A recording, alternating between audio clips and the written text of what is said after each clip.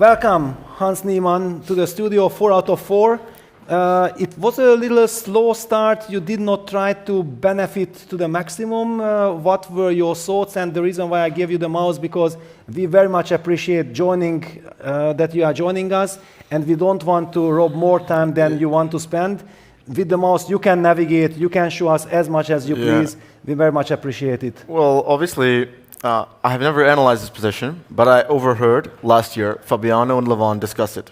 In Paris, no? There was also in Paris. I mean, unfortunately, I wasn't there, but here last year they were discussing in the room, and I overheard the conversation that we analyzed the d4 super strong, and I remember them saying, that this is already super dangerous because because I love to play the Italian.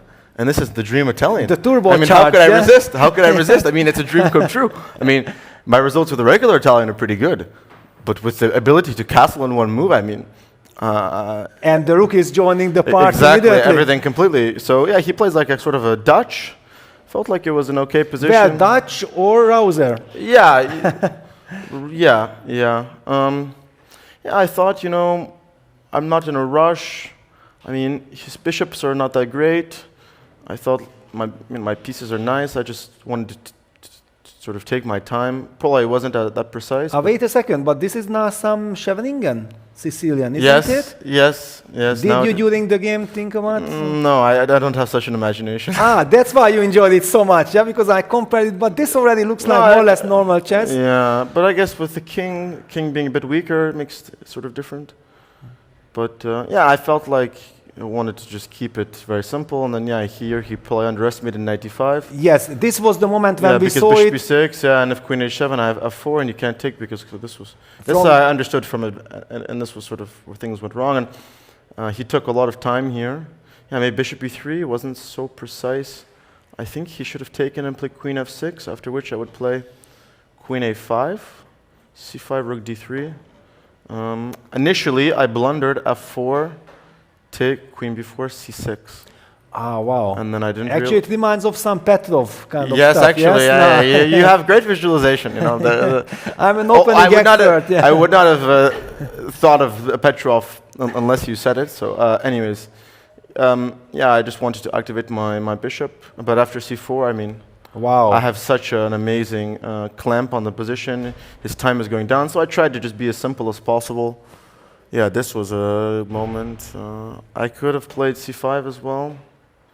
Maybe it would have been stronger. Because if here I just take and play queen b6, and he has any way he moves. Wow, beautiful line, yeah. But I wasn't sure about take, bishop c8. And I understood, okay, I was probably winning, but I didn't want to calculate. So I just thought this was quite smooth, a free pawn. But then he defended resourcefully. I mean, this position, I mean, it's...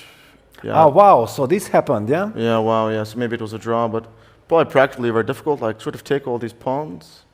And also he was down to his last minute. Yeah, he's done. I mean, I didn't see how to hold this, but maybe because my pawn's sort of running, I mean, I don't have the energy, so this king e2 was probably the losing move, yeah, according to the computer.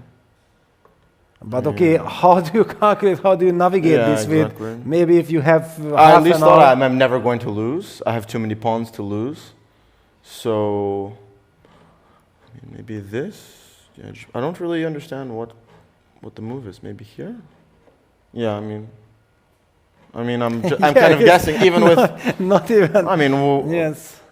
It is a computer, yeah. Yeah, I could have been more precise, but I think practically... wait a sec. But no, if even rook d8 doesn't, you will cut on the e file. Yeah, exactly. Thank you very much, yeah.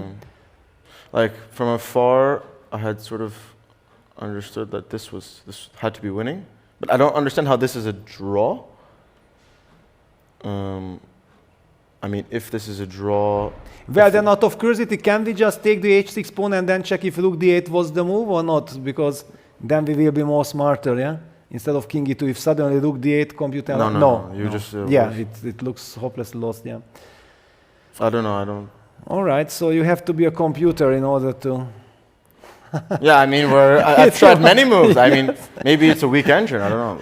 Yes, I don't know it. Yes. It is just so funny. Yeah. In any case, so okay, you won a very convincing game. It was a slow game. You won.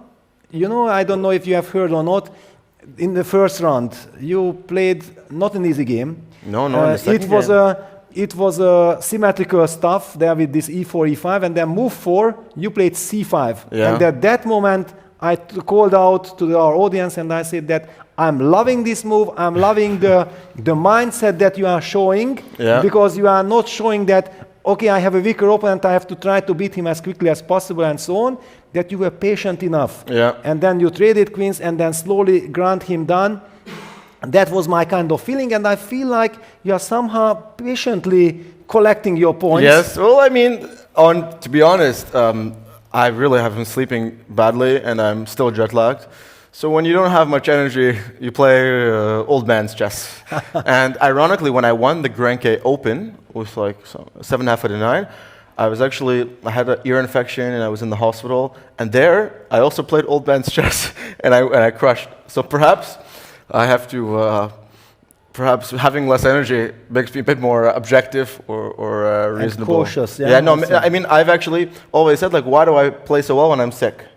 And someone quite wise said to me, it's because when you're sick, you're more cautious and less ambitious, and those are your two biggest problems as a chess player. So yes. Perhaps, I mean, in the long term, being sleep deprived isn't great, but... And what is more or less your jet lag, that when do you fall asleep? No, it's just that I'm struggling to fall asleep, like 2, 2, 3. So you're having my schedule. Yeah. And everybody knows that the first half an hour during the broadcast, I'm a dead man. Yeah. Then the energy is coming back and so on. Yeah. No, I mean, I had to be in New York until the 31st. Usually I would come to Europe at least a few days before, acclimate, but I mean, I had other commitments, so I usually never play jet-lagged like this, or I try to avoid it at all costs. And I heard you said in one of your interviews at the beginning of the tournament that you haven't been more relaxed than No, but this is great. I mean, it's freestyle, right? But it's just, the thing is that in Canada, and the candidates, we saw people blaming their team. In freestyle, there's no team to blame. You know, there's no preparation to forget. But no, of course, this is, I mean, you look at the games, they're so interesting. There's such a fight. I mean, the more I play freestyle, the more I kind of get bored by regular chess. Well, you also seem to me you like it, you have a good feel for it. You also have a confidence to make decisions. I mean, to me, it's such an interesting game. It's like, just from a game perspective, it's just I mean, I've said this multiple times, it's just, in my opinion, it's a better game, because and all the opening memorization is not in the spirit of chess. I mean, the spirit of chess is using your brain at the board, and we have too many sort of all this preparation is sort of ruining, I think, the core spirit of chess. Yeah, and how do you sympathize with the players who got the black pieces today in this first round? Because I think this is one of the most nightmarish scenarios. Of course. In my opinion, obviously it's nice that this is a classical format. I think that chess, in my opinion, chess should adopt sort of a knockout format. So, for example, instead of us playing this classical game, why can't we play a 2-game rapid match where we have both colors? Because there's a lot of variance with the starting position. So what if in a critical game you need to win with black, but you get something where white can play very easily? Of course, there are flaws to every format, and you can always find something to complain about. But I would say, of course, this is nice that it's a classical event. I understand the Open is classical as well. But, I mean, if freestyle is so great, why are we ruining it with classical chess? I mean, well, as a commentator, I very much appreciate that it's classical, because we have time to explain. But the viewers don't, I mean... no, but we try everything so that they can at least try to follow, try to understand. Fans, yeah, no, I know, I'm sure you personally do a great job, but I'm saying, I mean, like, why... I think that, because even in the Freestyle World Championship, we're playing rapid. So I think... since freestyle is like a new thing and it's a great venture, I think they should try to stick to 1 or 2 at least time formats, because 2 games of classical day is tiring. But even, I'm playing a match against a wonder, right after this. That's 60 plus 32 games a day. And we play 6 days. So I'm certainly a fan of the format, mainly because I want to increase my classical rating. But yeah, I mean, it's a good format. You know, my first reaction was when I saw this 534 position that I'm asking for a petition. I'm signing immediately. Let's change it. That was my. We should certainly remove certain positions. And there's also, I mean, in my opinion, when every single game should be a match.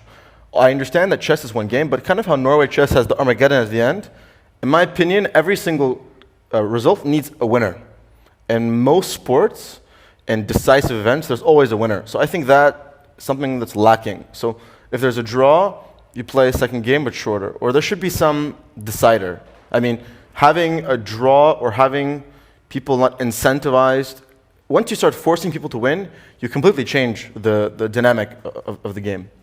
Yeah, that is absolutely true. I remember that already Rustam Kasimjanov, like some more than 10 years ago, was coming up with this, that after classical game, if it's a draw, you play a rapid, and you there needs to be some decider. I mean, I think the draw is a terrible thing for the excitement of chess. I mean, you don't, in decisive football matches, you go to penalties. I mean, you don't have a tie in the World Cup, right? I understand for regular season matches, there are draws. It's not as consequential. But I guess chess is developing, and Freestyle is one of the leading people behind this innovation. So I'm sure that they're always very receptive. So I'm sure that things will naturally evolve. Yeah, then of course with the penalties also there's always the controversy that, okay, then suddenly there's a tragic hero, who misses the penalty, and usually this is always one of the best players in the team. Like I remember in Italy it was Roberto Baggio who missed in '94 the decisive penalty, and he was my favorite player, and I was suffering with him, and I can imagine how it was for him. But yeah, I still remember. Yeah, and this matters a lot. Well, that's good. You remember. It's a historical, you haven't exactly. Forgotten, historical moment.